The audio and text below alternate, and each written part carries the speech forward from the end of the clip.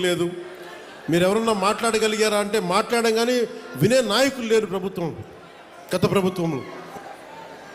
ఈ రోజున నన్ను కానీ గౌరవ ముఖ్యమంత్రి చంద్రబాబు నాయుడు గారిని కానీ మీరు ఏమన్నా కానీ ఇది మేము ప్రజాస్వామ్యాన్ని నమ్ముతాం.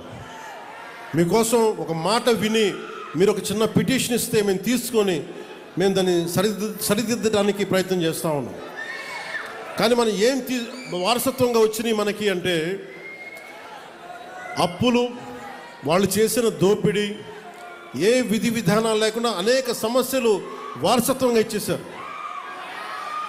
నేను ఇక్కడ మనకు కనిపిస్తున్న కోనసీమ కొబ్బరి సీమ, ఇది ఒక కొబ్బరి చెట్టు మనకి ఫలం ఇవ్వాలి అంటే కనీసం 8 నుంచి 10 సంవత్సరాలు పడుతుంది.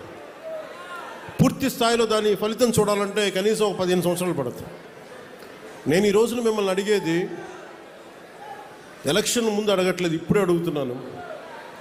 వచ్చే 15 సంవత్సరాలు ఈ కూటమి ప్రభుత్వానికి మీరు అండగా ఉండాలి. ఒక కొబ్బరి చెట్టుకి మీరు ఎంత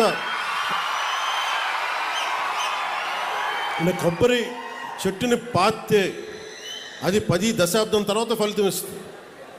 అలాగే మీరు పెట్టుకున్న నమ్మకం అన్ని సమస్యని రాత్రికి రాత్రి చేయటం కుదరదు.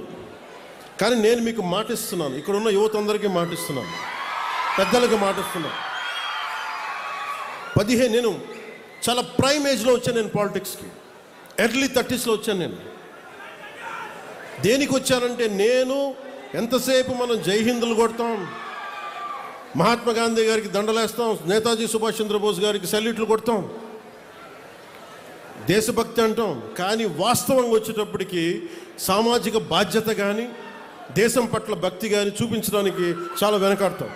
నేను ఎప్పుడు వెనకాడలా, ఒక అడుగు ముందుకేశాను. గెలుస్తానో ఓడిపోతానో, అసలు ఉంటానో పోతానో నాకే తెలియదు. నేను ఒక విప్లవ స్ఫూర్తితో అడుగుపెట్టాను. నేను నా సమాజం కోసం నిలబడాలి, నా దేశం కోసం నిలబడాలని ఆ కమిట్మెంట్. అసలు ఈ ఎన్నికల్లో నేను నేనే గెలుస్తానో లేదో నాకు తెలియదు, నేను ఓడిపోతానో లేదో నాకు తెలియదు, గెలుస్తానో లేదో నాకు తెలియదు. ఒకే ఒక్క హోప్ ఇచ్చింది నాకు, రాజోలు హోప్ ఇచ్చింది పోయిన ఎన్నికలు. ఈరోజు కూటమి ప్రభుత్వం చూస్తున్న 151 శాసనసభ్యులు కానీ 21 పార్లమెంట్ సభ్యులు కానీ వీటికి మూలాధారం, వీటికి అంకురార్పణ రాజోల్లో పడింది 2019. ఒక చిన్న దీపం మిగతా దీపాలని ఎలా వెలిగిస్తుందో, ఒక కొవ్వొత్తిని వెలిగించి ఎలాగ మిగతా 5 కొవ్వొత్తులు మనం ఎలా వెలిగించాము, 5 దీపాలు మనం ఎలా వెలిగించాము ఒత్తుల్ని, అలాగా నాకు 2019లో మీరు వెలిగించినది చిన్నపాటి ఆశ, మినుకు మినుకు అంటే విజయం. వెళ్ళిపోయిన ఎమ్మెల్యే,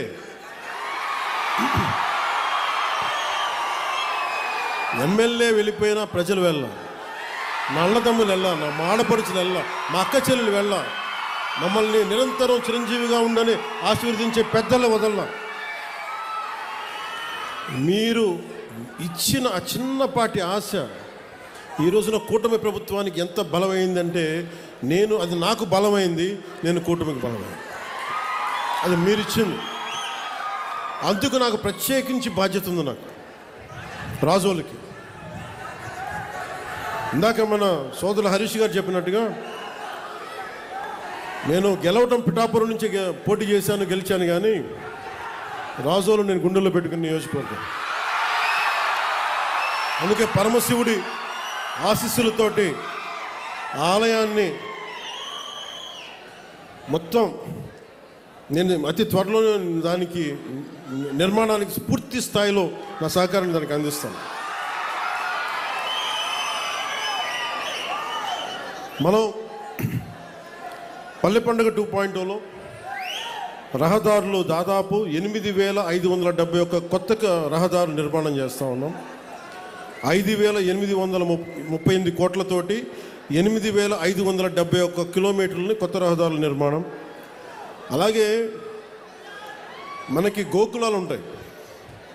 మనకు ఆవుని గోమాతగా పూజిస్తాం.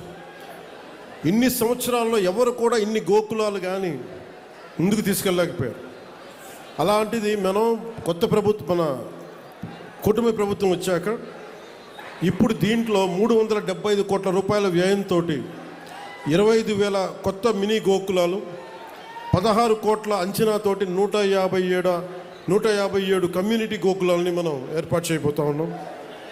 అలాగే 4 కోట్లు ఖర్చుతో 58 కిలోమీటర్ల మ్యాజిక్ డ్రైన్స్ని నిర్మాణం చేయబోతా ఉన్నాం. పంచాయతీ పరిధిలో 406 కోట్ల రూపాయలతోటి 15,000 కొత్త అభివృద్ధి పనులను చేయబోతా ఉన్నాం. అలాగే డిస్ట్రిక్ట్ పంచాయతీ రిసోర్స్ సెంటర్కి 148 కోట్లతోటి డిపిఆర్స్ మరియు గ్రామ పంచాయతీ భవనాలు నిర్మాణం చేస్తూ ఉన్నాం. అలాగే ఏషియన్ ఇన్ఫ్రాస్ట్రక్చర్ డెవలప్మెంట్ బ్యాంక్ నుంచి రుణ సహకారం